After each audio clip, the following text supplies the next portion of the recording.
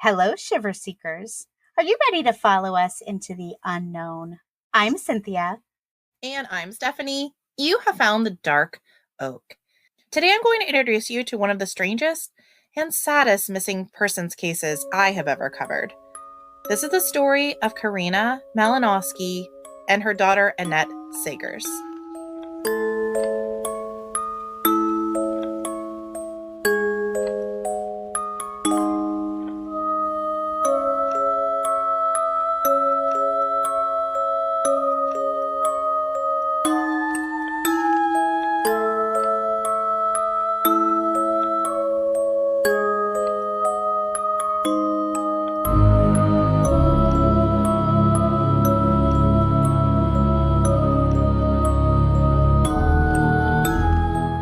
Welcome to the Dark Oak, the mystery podcast with purpose. Each month through our charity, the Branch of Hope Foundation, we bring a portion of our earnings from our Patreon and sponsorships directly to a nonprofit related to the first episode of the month.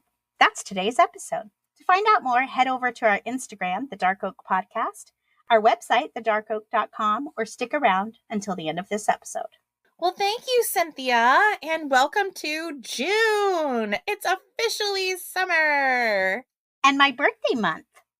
Oh, and your birthday month. Yeah. That's right. We've actually got a lot we've got to celebrate this month.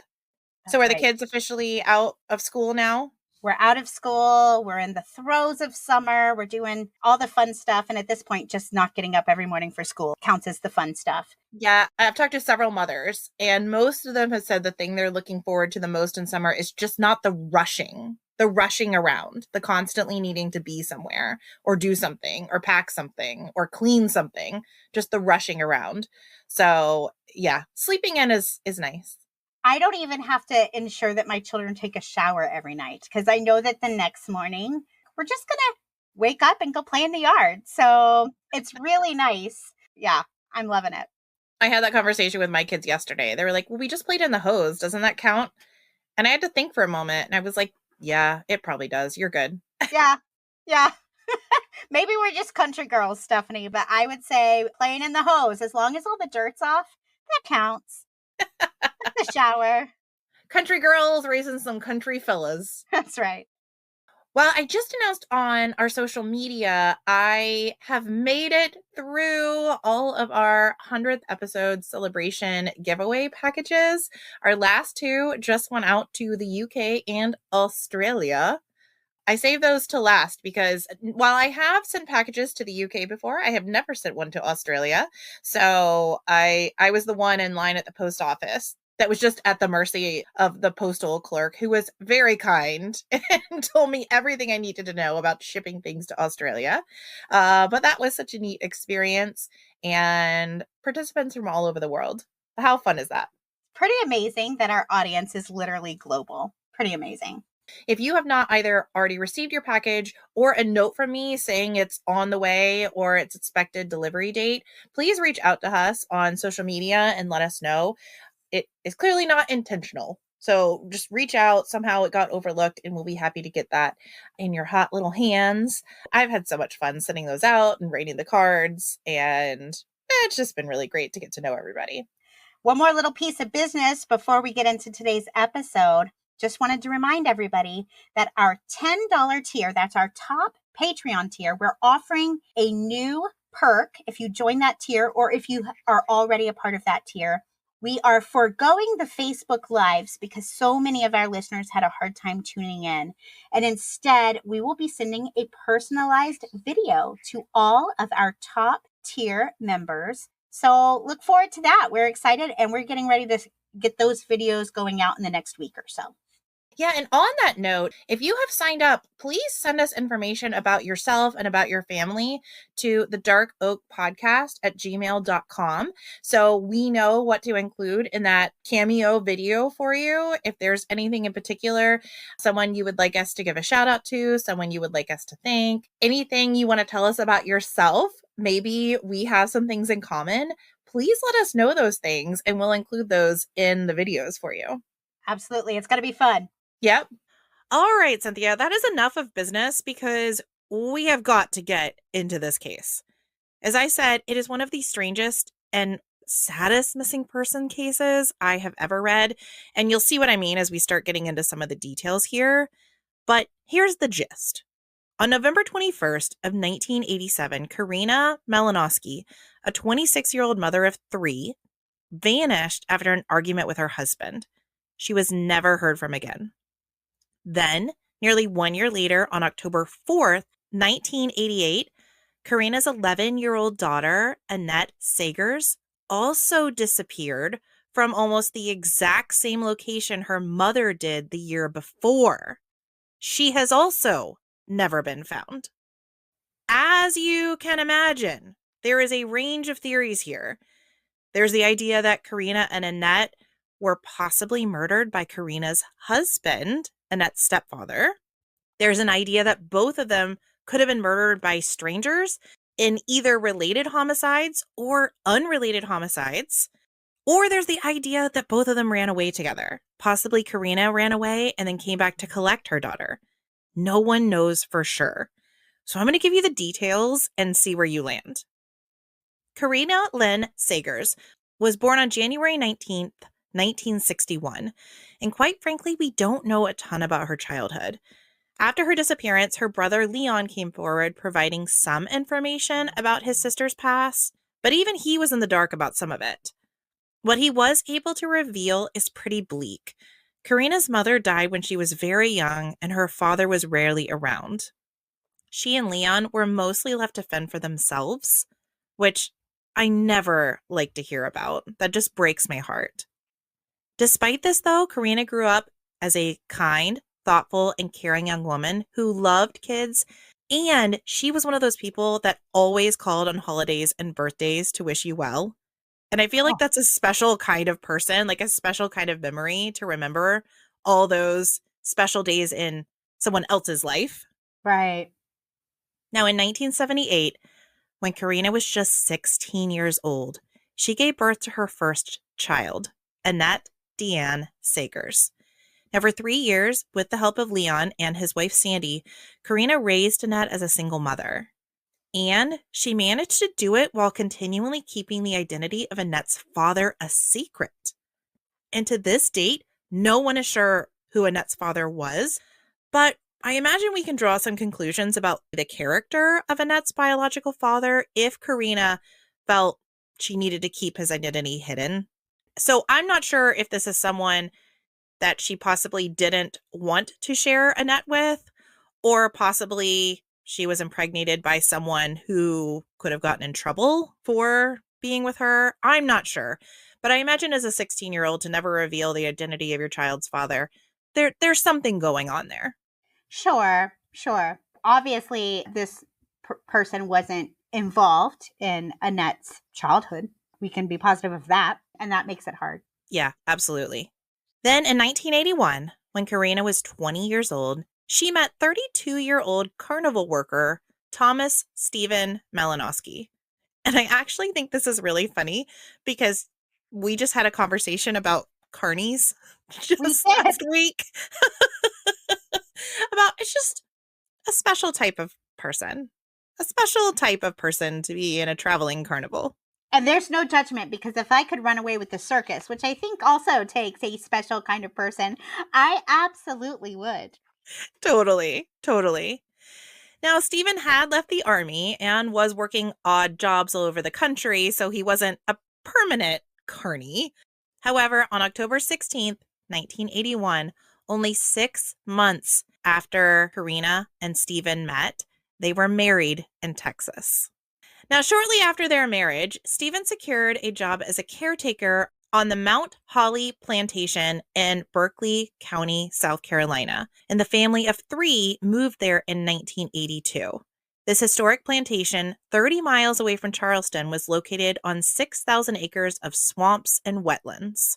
The family Stephen worked for let the family live in a cabin on the land in a very secluded area. Secluded in most contexts might be viewed as serene, peaceful. In this context, it's slightly foreboding. Now, Korrina obtained a job at the Oasis convenience store in the nearby town of Somerville. That same year, Korrina and Stephen's first child, a son they named Thomas, was born. Their son, James, was born 2 years later in 1984. So now they're a family of 5. So there's Annette and then the 2 boys. But unfortunately, this union would not result in Korrina's happily ever after. Over time, Korrina and Stephen's marriage grew rocky. Leon, Korrina's brother, claimed that Stephen was into drugs and that the couple fought all the time, mainly about Stephen's drinking and money. It was also pretty well known that Stephen was abusive towards Korrina. And what really breaks my heart about this is some of this information came out from even the youngest 2 boys. They were tiny and they remembered their mom getting beaten up. I think that kind of trauma is hard to forget, honestly. If you've experienced it even as a little child, I think it just sticks with you. I think even if it's not a conscious memory, I think your body remembers. Your body remembers what that feels like to see that, to witness that. And it's trauma, like you said. Mm-hmm. Now, knowing this, Leon often encouraged his sister to leave Stephen, telling her that he and his wife Sandy would help her if she decided to leave. However, Korrina always chose to stay. On November 21st, 1987, Korrina and Stephen had a huge argument, and it was apparently related to Stephen's drinking. According to Stephen, Korrina left to go for a drive to cool down, leaving the Mount Holly plantation and driving towards nearby Highway 52 sometime between 11 and 11:30 p.m. She did not return that night. The next day, November 22nd, Korrina didn't show up for work at the Oasis convenience store. And this was extremely out of character for her, especially to not at least call. So her boss, who seems like a really nice guy, his name was Bruce Clarkson, he hopped in his car and started looking for her. He thought that maybe her car had broken down somewhere, so he headed out on a hunt to try to help her. That's the kind of boss you want. Absolutely. Now, he headed to the most obvious place first. He headed towards Korrina's home on the plantation. He figured if he's going to find her broken down, it's going to be between the convenience store and her home.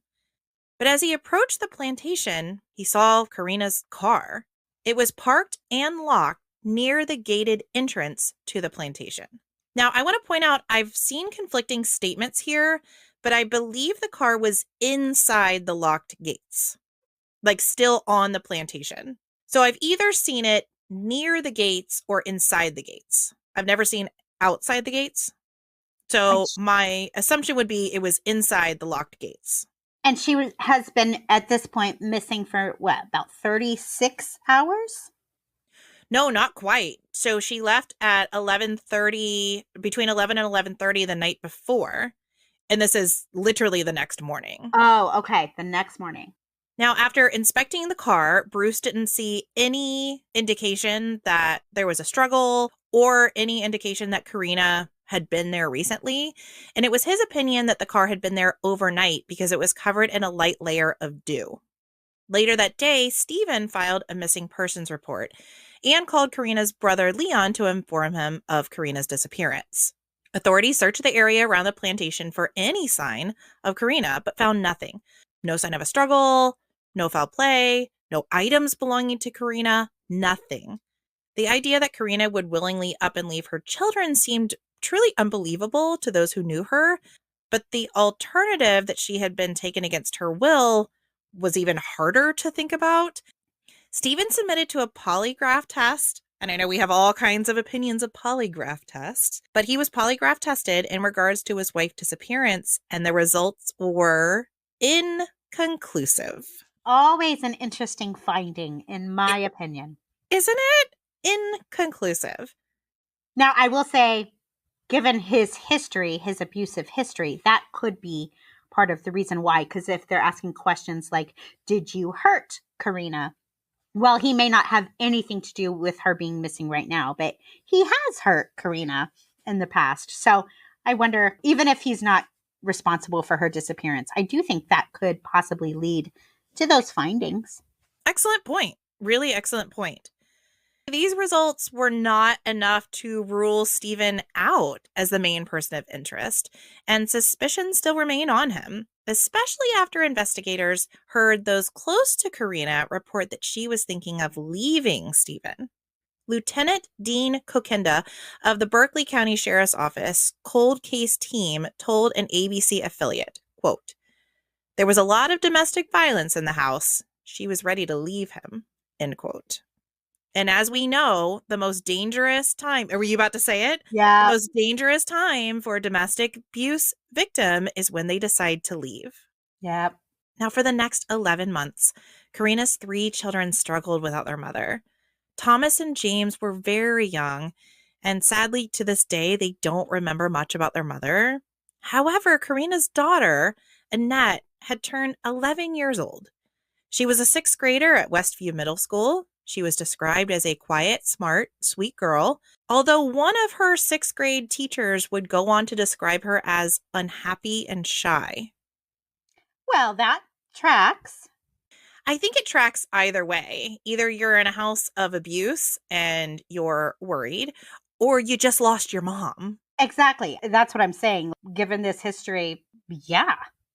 So it was clear she was struggling with her mother's disappearance, but we are unable to say there was anything else going on. And I think that's kind of what her teachers chalked it up to. Even though she wasn't doing great, how can you expect her to be doing great?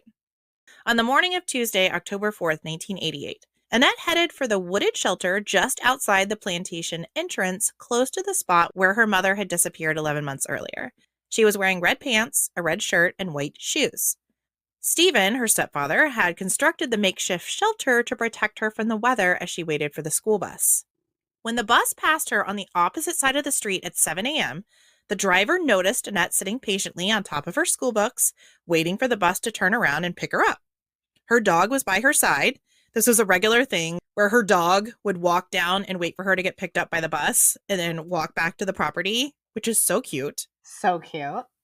Now, since no other children were picked up from her stop, the driver and a few of the other passengers on the bus were positive it was Annette sitting at the bus stop. So there was no question that this was Annette. Now, around 7:20, 20 minutes later, the bus returned to collect Annette, but she and the dog were gone. Oh, the dog was gone too. Yeah, isn't that weird? That is weird. The shelter was on a relatively busy stretch of road, but no one reported seeing anything unusual. Annette was not seen walking away or being picked up by anyone. It was as if she vanished in a 20-minute period of time. Okay, so in the beginning, when you said this was a secluded environment, you meant living on the plantation was secluded, not necessarily that the plantation is located in a secluded environment. So when she's at her bus stop, there is traffic. Correct. And it's quite a lengthy walk. That's why the dog would always escort her. It's a lengthy walk from where she lived on the plantation, like the plantation gates, out to where the bus stop was. Okay. Around 4 p.m., after Annette failed to show up at home from school that day, Stephen discovered that she had not boarded the bus that morning and proceeded to go to the shelter where she was last seen. A note written in pencil on school binder paper was waiting for him inside the shelter. It said, quote, "Dad, Mom came back. I have to go with her. Give the boys lots of kisses and hugs, and also you too. Love, Annette," end quote. Whoa. That tells us something right there. I'm not even sure what it tells us, but It's a whole range of things, right? I mean, it ranges right. from giving us hope to truly sinister, like something really terrible happening. Right. But if it is something terrible that happened, whoever is responsible for it knew about her mom. Oh, for sure. So there is some kind of connection. But again, knew something about her mom, that doesn't necessarily mean it's the person that hurt her mom. It just means maybe somebody in the community, right? Because I'm sure people knew she was missing.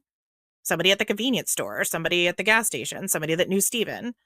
So just knowing about her mom's disappearance doesn't necessarily know that they know intimate details about the disappearance. But whatever it is, the fact that her mom is included in this note is weird. Yeah. Yeah. To me, it leans a little more like if something bad happened, it's somebody maybe connected to her mom. At this point, just knowing what you've just said. Okay, I think that's fair. Around 4:15 p.m., Stephen alerted law enforcement of Annette's disappearance and turned the note over to them. Writing samples were provided by Annette's teachers, and handwriting experts would go on to confirm that Annette did indeed write the note.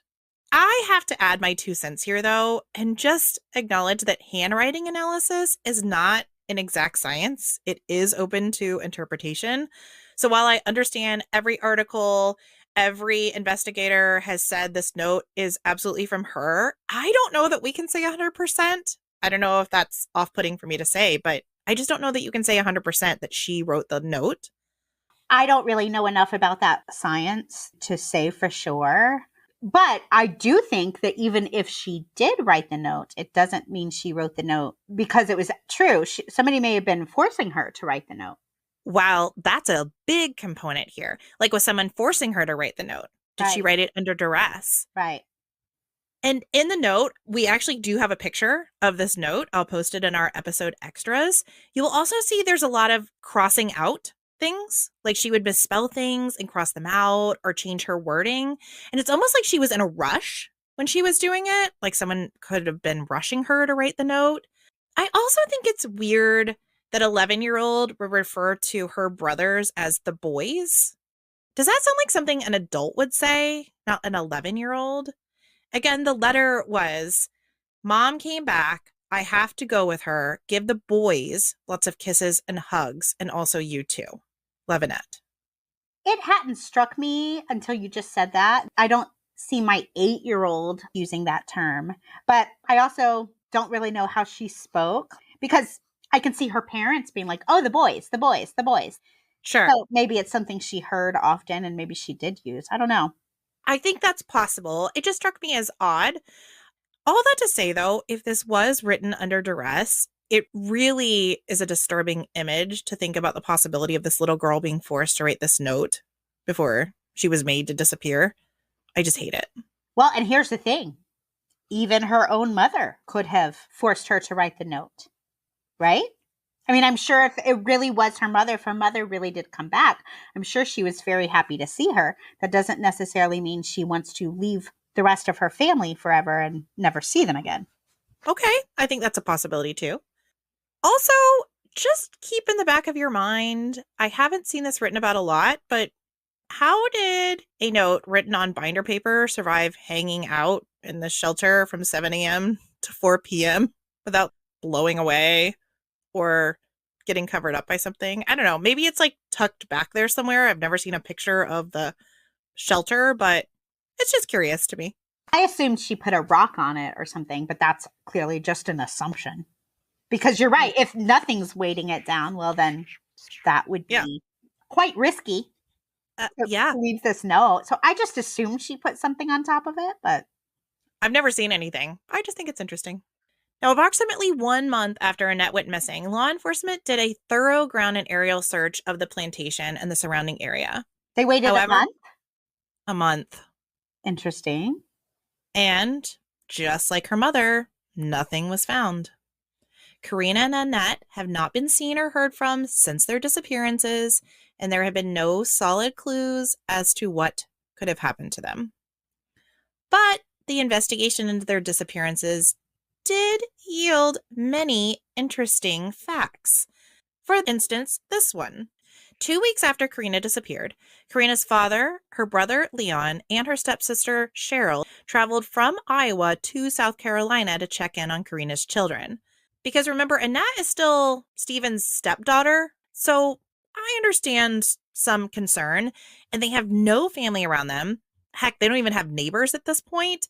So I think it's awesome that her family went to go check on them.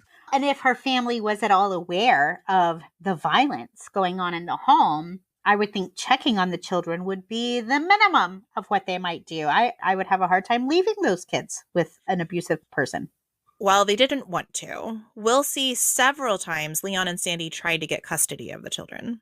While on this particular visit, though, Annette told her Aunt Cheryl she wanted to show her something in the attic and tried to get Cheryl to go upstairs with her. However, Stephen stepped in, telling Korrina's family members there was no need to go up there.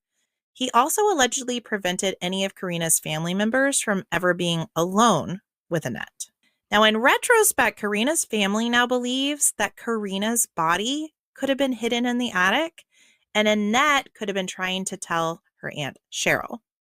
During questioning, Stephen claimed that he had never even been in the attic of the house, and he had no idea why Annette would want to go up there, and a later search of the attic found nothing. Okay. To have a body in your attic for 2 weeks, wouldn't there be some evidence of that? And this Honestly? could be a whole nothing. It could be a nothing. Right. I can see there being something in the attic that Stephen didn't want anybody to see. A body might be a difficult thing to hide in an attic for that amount of time. But I mean, I guess we'll never know, right? We won't. It's just a strange detail. This is another, I guess you could chalk it up to coincidence. But remember I told you that Leon and Sandy were trying to get custody of Annette? Well, Mm-hmm. according to South Carolina law, a child can be adopted by a family member 1 year after the parent dies or abandons them, and a hearing that would allow one of Korrina's family members to adopt Annette was scheduled for the same month that Annette disappeared. However, because Annette went missing, the hearing never took place. Were they only trying to get Annette and not the little boys? Because they're biologically Stephen's. They had offered to take the little boys, but they couldn't legally take them. They knew they could legally take Annette. So I think that they were trying for that first, but they had offered to take the 2 little boys. But they were only legally able to try to adopt Annette. And they were only legally able to adopt her, not because of the abuse, but because she biologically wasn't his, whereas she did have biological ties to them. Correct. So the boys were biologically Stephen, so he was their biological father. Some have speculated that Annette's disappearance in the same month that she would have had alone time with her uncle and aunt is an indication that Stephen did not want her to speak openly about something that she knew about her mother. Okay. Interesting. And truly, Korrina's family had good reason to be worried about the children's safety. Because 3 months after Annette vanished, so both Korrina and Annette are now missing, Stephen moved with James and Thomas to his parents' home in Florida. So from South Carolina to Florida. Now, I want to talk about how strange this is, because how many cases have we covered where loved ones of missing people won't move or change their phone number, or they won't cancel the cell phone plans of the missing persons for decades, just in case that missing person tries to come home or tries to call. So the fact that 3 months after Annette's disappearance, he just picks up and moves, to me is very strange. I can see it both ways, because I can see, I'm going to be right here every day until they come home, because this is where they'll know how to find me. This is where I'll be. This is where they'll know to go. I don't know if he really has nothing to do with either disappearance. I can also see it being like, I just got to get out of here. That could be the case. But try this on for size. Soon after the move, he gave up parental rights to his sons, and the boys spent the next 11 years in foster care. Oh, when we had people who wanted to take them? Yep. Oh, no, that's not. That's really just sad, is what that is. I don't know how their foster care experience went, but if he was abusive to them in any way, it might be good to at least have gotten them out of that situation. Yeah, well, I will go into what their lives look like now, and I can say they've come out of it in a positive way. I suppose there's that silver lining. Part of me was like, okay, yeah, if your wife and your stepdaughter go missing in a totally bizarre way in a certain location, maybe you want to protect your other children. Maybe you want to help them. But then to move and then abandon them, I'm like, okay, well, clearly that wasn't his goal here. And my whole thing is, if he'd given them to Korrina's family who wanted them, I would say, okay, maybe that's that first scenario where I'm not in a place where I can properly take care of this children. So out of love, I'm going to give them to these people who will love them. Yeah, it's just sad to me that they went into the system when there was family members who would have taken them. At the least, he's not thinking about their well-being. At the most, maybe he's worried they could tell someone what happened to either Korrina or Annette. I don't know. Is that a Now, possibility that he thought they knew something about the disappearances? it absolutely could be. And I'm assuming that Korrina's family still wanted the boys, even though they did not have Annette. Yes. Okay. Yes. So Yeah. then, yeah, I can't find any good reason why you wouldn't let them take those boys. Well, unless you were trying to cover something up. That's what I keep coming back to. Sure. Or But a maybe good you were reason. just A good reason. a good reason. I mean, so just being a callous SOB, excuse my language, but that's not a good reason. No. And trying to cover up your wife's murder or disappearance if you're responsible. No, not a good reason. Oh, okay, not legitimate. Okay, now I get it. Now, because of all the reasons I stated, the abuse, the abandonment, all around weird behavior, Stephen still remained the main person of interest in Korrina and Annette's disappearances. But there were no actual charges brought against him, meaning he was essentially free to live his life as he pleased. And boy, did he. Now, as a little background, Stephen had already been married twice before marrying Korrina. And it turns out he also abandoned children born out of those marriages. So, for those keeping track, married 3 times and abandoned 3 different sets of children. Well, he married again and went on to have 3 more children. And it appears nothing changed as his addiction to drugs and alcohol resumed. He eventually abandoned family number 4 as well. You know, these women, if they're going into this relationship knowing about his history, I wonder what makes them think they can change this guy. Well, here's the deal. I don't know how much these women actually knew. I wasn't able to confirm this, so take it with a grain of salt, but Korrina's family reported that Stephen told Korrina that his first wife and oldest daughter had died in a fire. And this is just a flat out lie. It's just a flat out lie. But he told them they were deceased. They weren't even alive. Well, and here's the thing. This was well before you could just get online and do a little internet search on the person you're dating to verify their stories. Yeah, so I don't know how much these women actually knew. Maybe they weren't really going into it with all the information, with eyes wide open. Well, if he's going to lie to Korrina, then it stands to reason he lied to all of them. Yeah. Now, decades passed and suspicion towards Stephen still remained. In 2016, investigators were encouraged when a friend of Stephen's reported a conversation he had had with Stephen before Korrina went missing. According to the friend, they were out driving one day and Stephen pointed at a mound of dirt next to a pond and said, "That would be a good place to bury a body." What? Listen, we talk about this kind of stuff. You know, I mean, this is like our little job, right? Talking about all these kinds of things. And I can honestly say, I've never said that would be a good place to bury a body. And I think that you and I, you know, given what we do here, it wouldn't be surprising to say those words. Right. Yet it has not happened up to this point. So if it ever does, I will document it in the diary. Yeah. But that does seem like a strange thing, like out of context. Like, hey, that looks like a good place to bury a body. Like, what are you talking about? Yeah, that's interesting. Now, a new search based on this information led dogs to alert to the smell of human decomposition in this area, but nothing else was found. Well, either somebody else agreed with Stephen. Right. Oh, gosh. How good was this mound of dirt? I mean, maybe there was a sign that just said, this is a good place to bury a body. Right. Dead bodies here. I would be really curious to know if they could have taken dogs up in the attic. That would have been interesting to me. I know it's just the family who thought that, but that would have been interesting if dogs had alerted anywhere near their home. Somehow, I think I remember reading they took dogs, but maybe they didn't. I may be saying that out of turn, because when they said they found nothing, they really found nothing. Found nothing.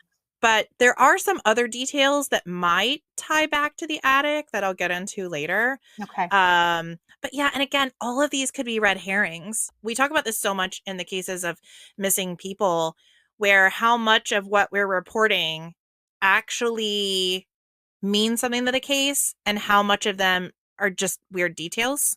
Now, in 2018, 30 years after Korrina and Annette vanished, 2 police officers in the Berkeley County Sheriff's Office, Lieutenant Dean Kokinda and Sheriff Dwayne Lewis, began looking into cold cases in the area.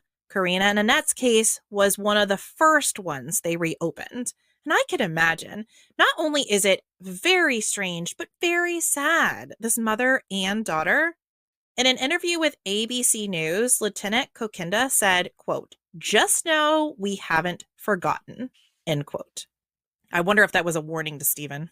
Now, both officers have treated this case as one of murder, as they have a strong belief that Korrina and Annette never left the plantation. But searching on a 6,000-acre property for two bodies seems very daunting. So, in February of 2019, the two officers worked with the College of Charleston to develop a formula that could calculate high probability areas where Korrina and Annette's bodies could be found based on topography and soil, which I didn't know was even a thing. It's so amazing what we can do nowadays, isn't it? Yep. Amazing. Now, this reduced the search area from 6,000 acres to less than 200 acres. Wow. Yeah. Really honed in. Yeah. Now, 200 acres is still 200 acres. That's an enormous amount of land, right? But far less than 6,000. Sure. Officers were also able to search many more acres using drones, ground penetrating radar, and other resources not available to investigators in the 1980s when Korrina and Annette originally disappeared. Sure. During their investigation, Lieutenant Kokinda and Detective Lewis discovered that sometime in the 1990s, a pond on the Mount Holly Plantation property was drained for maintenance, and a rolled up carpet tied with an electrical cord was pulled out. The plantation's caretaker reported it to the authorities at the time, but it was never tested for evidence or documented in the case file. Detectives say there is no reason why anyone would need to dispose of a carpet in the pond. The area is secluded and difficult to get to, and very few people know the pond exists. Also, what does this remind you of? That reminds me of a case local to you and me, Stephanie, the disappearance of Jennifer Kessie. Yeah, like decades after she went missing. Well, I don't know, decades, but at least a decade. I don't remember the time frame. But yeah, they found a rug, or a rug was pulled out, because remember the idea was it could have been a construction worker that hid her in a rug and then disposed of the rug. Yeah. But unfortunately, they weren't able to find any evidence of her remains. So we don't often hear about this rug thing, but the fact that it came up again, a rug being put in a pond, I thought, oh, that's so unusual. And you're telling me in this case, they reported the rug, but it was never looked at? Nobody ever unrolled it to see if there's a body inside or anything? Isn't that weird? And yeah, listen to this. Because no one ever contacted this caretaker, the carpet was just disposed of with no testing carried out. Yeah. I mean, what can you do? Yeah. Lieutenant Kokinda and Detective Lewis have since had the pond searched again by divers, but no further evidence has emerged. And there are some that think this carpet may have been what Korrina's body was hidden in the attic. Maybe she was hidden in this rolled up carpet that was later disposed of on the property. We have no evidence of that, but it would be convenient. Well, it would be convenient and also very difficult. Like, if you think of what it would take to take a body, roll it up in a carpet, carpets are heavy, and then one person alone get it up in their attic, that'd be difficult. Convenient as far as if anybody looked up in the attic, all they see was a rolled up carpet. But I would argue that if this is what you're going to do to dispose of a body, why not just put it in the lake or the pond straight away? Why put it in the attic at all? Well, and maybe he did, and this attic thing is totally unrelated. Well, maybe that's exactly what he did. Right. And again, if we take the attic thing out of the equation, the rug was still what was used to dispose of her body. Because, come on, a rolled up rug wrapped up in an electrical cord found in a pond that few people even know about. It could be just a lazy way of disposing of a carpet. I mean, I want to do more research. Were the trash people going to come by and pick up the rug? Or were they going to have to take it somewhere? Like, I'd need a few more details, because I have heard of people wanting to dispose of trash because they don't want to haul it away. They don't want to pay to have it hauled away. So maybe they might throw it in a pond or something like that. So I would just have a few questions that honestly we'll never have the answers to. I guess what I'm saying is, just because a carpet is rolled up and thrown in a pond doesn't necessarily mean there's a body inside, in my mind. However, given the scenario here, I think it's at least worth looking into. How unfortunate that authorities didn't examine this carpet. I mean, you have two people that went missing from this plantation, and you don't look at something that could be hiding a body. That's just lazy police work, because truly, how hard could it have been? You just Right, show up and you look at the carpet, and then I guess you send it out to have it tested, right, right. but here's the thing. 10 years later, if there was a whole body wrapped up in the carpet, I think it's very possible that you're going to find a good portion of the body still intact in the water. It's not even like you would necessarily have to have it tested to verify whether or not there was ever a person in there. Like they're still going to be there. Like, if there's even just bones, if there's some Right. bones hanging out in there, there was a body. Right. There's at the very least still going to be a skeleton in there if a whole person was wrapped up. So just lazy. Yeah. In 2000, an anonymous letter was sent to police. The letter's sender claimed Korrina and Annette were buried in Sumter County and included a map to the location an hour away from Mount Holly. Despite taking cadaver-sniffing dogs to the location, investigators could not find any evidence of human remains. In an interview with the Charlotte Observer, Chief Herod of the Berkeley County Sheriff's Office said, quote, "We had cadaver dogs that could find Civil War-era bones in a jar buried 4 feet in the ground. We didn't find anything," end quote. I feel like that's pretty conclusive. Sure. The letter was sent to the lab for analysis, but no fingerprints or identifying information were found. And the identity of this letter writer remains a mystery. So that's where we are as far as facts in this case. I think as far as questions go, one of the biggest for me is, do we believe that Korrina and Annette's disappearances are related? Because you can look at them as being related disappearances or separate. And I think that affects the theories. Like, that affects how you look at what could have happened to them. Pretty much the idea that their leaving was voluntary or Korrina's leaving was voluntary and then she came back for Annette. Everybody's just ruled that out. That's not even really a possibility in law enforcement's minds. Is that correct? Well, I can't say that for sure. I think people have viewed it as unlikely, but it has not been discounted completely. Reasons it is unlikely is no one has ever heard from them, and Korrina was someone that kept in regular touch with her family in Iowa. So she would have called them daily to report on what was going on. And the fact that no one has seen either of them or heard from either of them makes people think they're more than likely deceased. There was no one helping her. Where would she have gone? And if Korrina had run away, why would she not have taken her car? Well, and for me, a big question would be, why would she have, first of all, left her children in the first place? Left them for a year. But then when she came back, she only took one of them. Now, I would like to say that conclusively, no mother does that. I actually have a friend whose mother left her with an abusive father. So I know without a doubt that does happen, but it does seem unlikely. I don't think that their disappearance was voluntary, but I didn't know what authorities were thinking. So unlikely. Unlikely. It's interesting, the part about leaving the 2 younger boys. There have been some theories about that as well. The first one would have been because they were so young. Maybe she took Annette and they were getting set up somewhere, and then she was going to come back for the other 2, like come back for the younger children because they couldn't be on the run with her, if you will. And then remember, not long after Annette, Stephen up and disappeared. Like, he left to Florida. So maybe she didn't even know where to find them if she was going to come back for them. Also, there's the legal ramification of, if she takes those boys, now it's kidnapping. If it's just her own biological child, she's just taking her child because Right. Stephen didn't really have custody over her.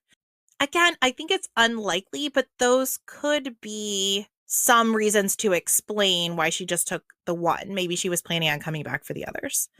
But I think the fact that no one has heard from her, again, she left her car. Like, could she have taken public transportation? Sure. At one point, Stephen said that she was having an affair, but then he quickly backed away from the story. So the idea, if she was having an affair, which I don't think that she was, maybe this lover could have helped her escape, but that's off the table for me personally. And even Steven, he suggested it to Leon at one point that that's what had happened. And even said that he saw her get in another car, but then he changed his story back to, I don't know, she just drove away and disappeared. Okay. I lean towards something much more sinister happening, unfortunately. Now, on that idea of something sinister happening, what could have led to someone, maybe Steven, maybe someone else, hurting Korrina? If it was Steven, the fact that Korrina was getting ready to leave him, that certainly could have fueled him to want to hurt her.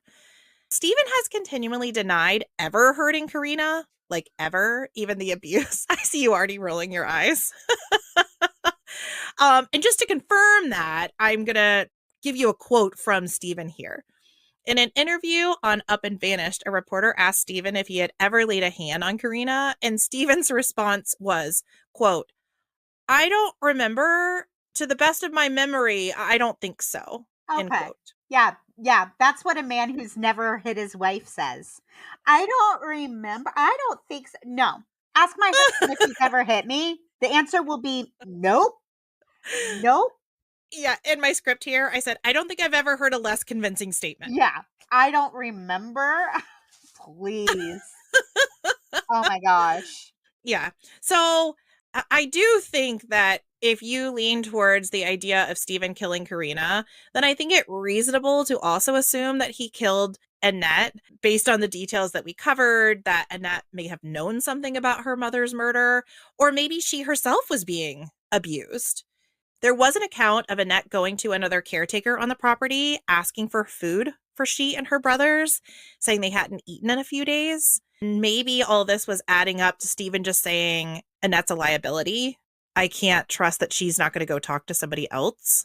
These situations are so interesting because it's my opinion, based on what you've told me, that Steven's probably responsible for both of their disappearances and ultimate murders. And I just find it so interesting because at the beginning of this episode, you said Steven built a shelter to protect Annette while she's waiting for the school bus. And the dichotomy of these abusers is just so interesting to me because they can be really sweet and nice and do wonderful things for you and then just snap and turn into these monsters. I don't know. I've just been thinking about that this whole episode, you know, how he built her this shelter and then probably made her disappear from it a year later. Right. And I think maybe all that was just growing concern that Annette may say something about Korrina. As a matter of fact, Annette was supposed to spend some time over the summer with her Uncle Leon and Aunt Sandy. And right before she was scheduled to go, Steven canceled the visit and said she wasn't allowed to go. So again, it does make me wonder, is he not allowing access to Annette? Let's look at it from the other side. Let's say he loved Annette like his own daughter. Let's say he loved her, but he knows he doesn't legally have custody of her. Letting her go stay with her aunt and uncle, he might have a hard time getting her back once she's gone. So coming at from that point of view too, there could be some good reasons why he didn't want her to go, or why he didn't want her to be alone with them if he felt that they were going to try to use something she said or did, or maybe even coach her to try to get her to leave if he loved her and wanted to raise her, looked at her as his own daughter. But of course, in that case, then I would say, well, then he probably wouldn't have been responsible for her disappearance or beat her mom, quite frankly. Well, right. Okay, 2 points that you just brought up. Number one, I'll add this here very quickly. Annette's Uncle Leon has fully disclosed that if he was ever able to get his hands on Annette, he would have never let her go back because of the abuse. He has said that full out. He was like, oh, absolutely. My plan was to get her to come to our house, and then she was never going to go back there. So that's true. But your question of Steven's affection for Annette, I don't know that that is a valid concern, because according to Chief Herod, Steven didn't seem very upset about Annette's disappearance at all. Like, he had very little emotion to the fact that she was gone. And can we just talk about his response to the note as well? So let's just say Korrina had run away with her mother. Like, he believed completely in the validity of that note. Shouldn't Steven have been maybe happy Korrina was alive? And heck, if for no other reason than to clear his name of suspicion in her murder, right? Right. Like, guys, she's alive. She wrote this note, but he never even tried to do that. So he's As a not matter of very smart. He could have at least acted better. Right. And as a matter of fact, when police received the note, they noticed it was kind of like crumpled up. The note was crumpled up. So they asked Stephen about that. And he said that when he first found the note at the bus shelter, his initial reaction was anger at Korrina having, quote, done this to him, end quote. So not relief, like anger that she had taken Annette. What the heck? I think I would be mad if I got a note saying my husband kidnapped my kid. Again, I'm coming from a place of like, if my husband just disappeared and then a year later stole my kid. But I see what you're saying. You said a few things about Stephen not even being really smart with the way this is kind of unfolding. Like, say, hey, what about Korrina? The fact is, she's still alive. Go out there and find her. Stop looking into my past or stop trying to prove that I killed her. That also ties into the idea that he may have done something to Korrina, but not Annette. And here's why some people think that. If you believe Stephen killed Annette, it would have to involve a bit of planning because Annette was seen the morning of her disappearance. Okay, so I was thinking about that. I was thinking it would be so much easier to make her disappear from your home. Right. So, did Stephen make her sit at the bus stop with her dog on her books just long enough for the bus to pass the first time and then drag her off? I mean, again, we're talking a 20-minute window. Like, does that make sense? If you're smart, that would be a smart thing to do. But I think we've already decided he's not that smart. So, I mean, that is a little question mark. And the dog's never been found either. Correct. Now, that for many people falls into the theory that Korrina really did come back because they wouldn't have left the dog. They would have taken Annette's dog too. What about the possibility that Annette went off to look for her mom?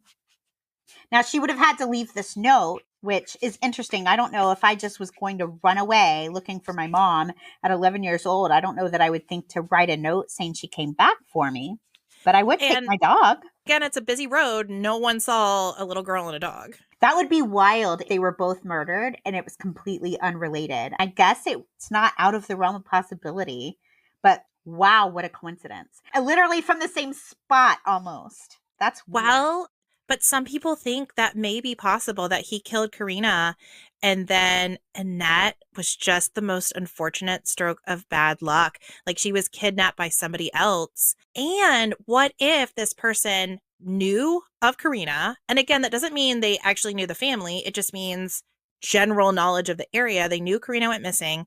And what if this person used that as a ploy to get Annette to go in their vehicle, saying, I'm going to take you to your mother? Yeah, that's possible. I do wonder about the dog, though, because you said it was a big dog. So I don't see the dog letting anybody hurt Annette. But yet the dog isn't shot and left dead at the bus stop. So it's just weird that the dog's missing too. Investigators have actually pointed to that. They did look at a few suspects thinking if someone had forcefully taken Annette, then maybe they would show a dog bite or a scratch or something like that.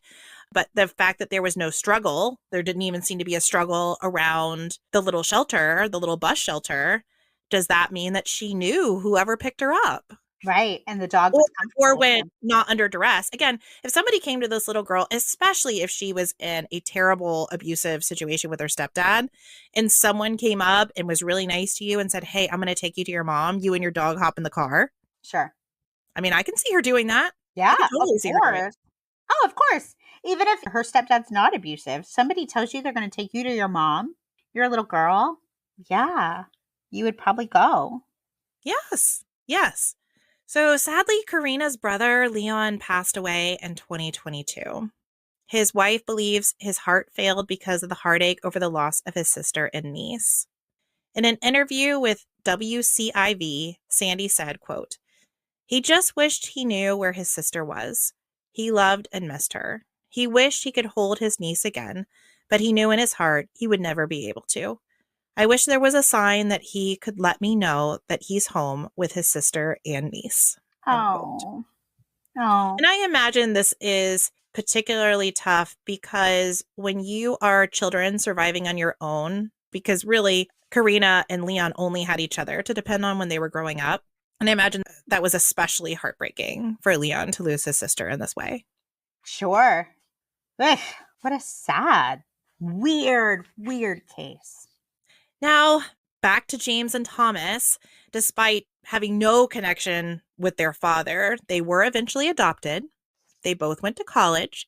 They both served in Iraq multiple times, and they are now honorably discharged with families of their own.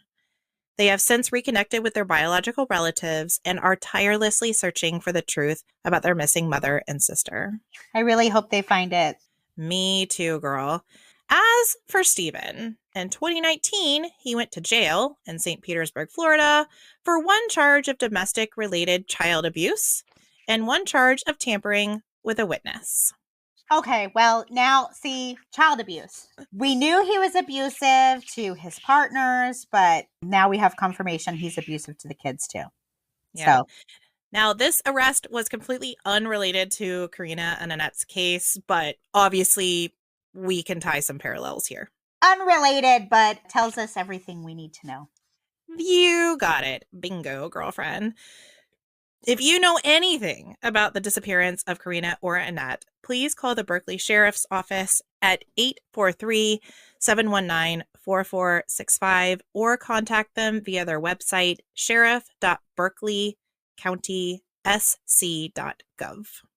So, Cynthia, I know we talked about this month you wanted to do something special for your mom, and that would have been tying back to the Ovarian Cancer Research Alliance. So I picked this case because it's about a mother and a daughter.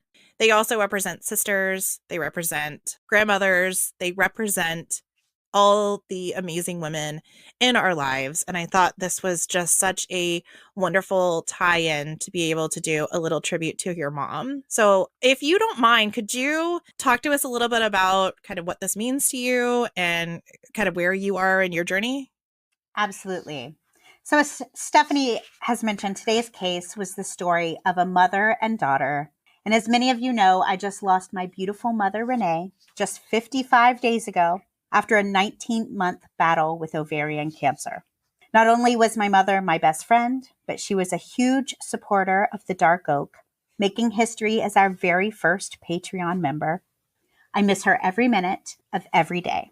And in honor of my mother, we wanted to highlight the Ovarian Cancer Research Alliance as our June 2025 Branch of Hope recipient.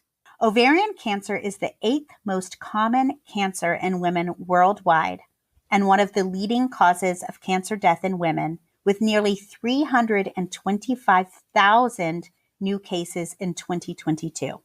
Globally, approximately 140,000 women die from the disease each year. Part of what makes ovarian cancer so deadly is that the majority of women are diagnosed in late stages due to the disease rarely having symptoms. There is no reliable screening test.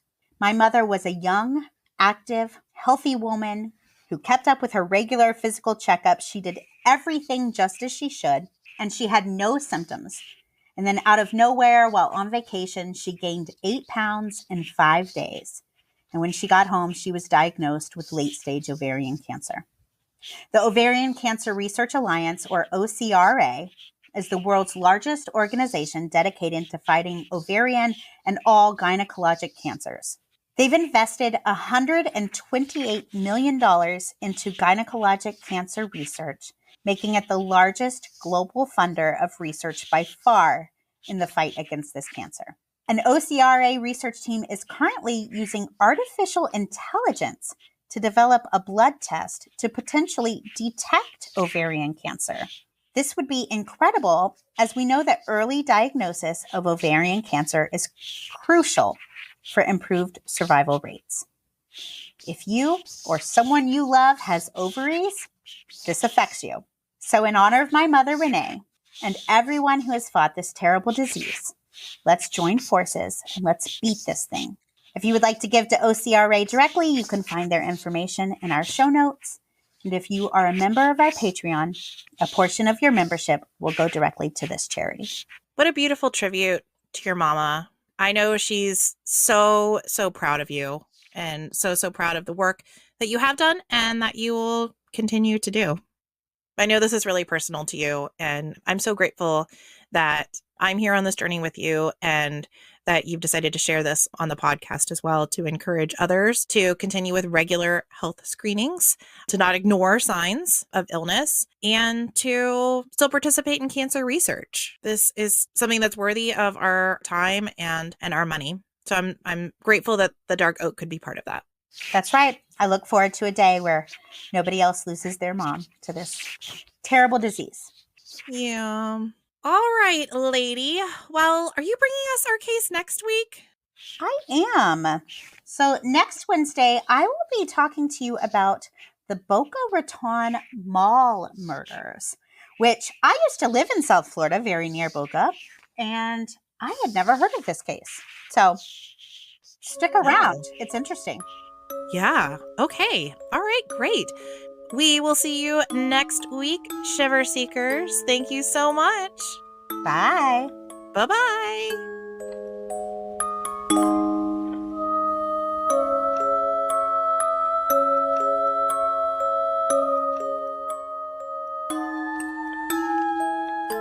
This episode of The Dark Oak was created, researched, written, recorded, hosted, edited, published, and marketed by Cynthia and Stephanie of Just Us Gals Productions, and made possible by you, our shiver-seeking listener. Special thanks goes to Justice Himes for our incredible artwork and Ryan Crete for our amazing music.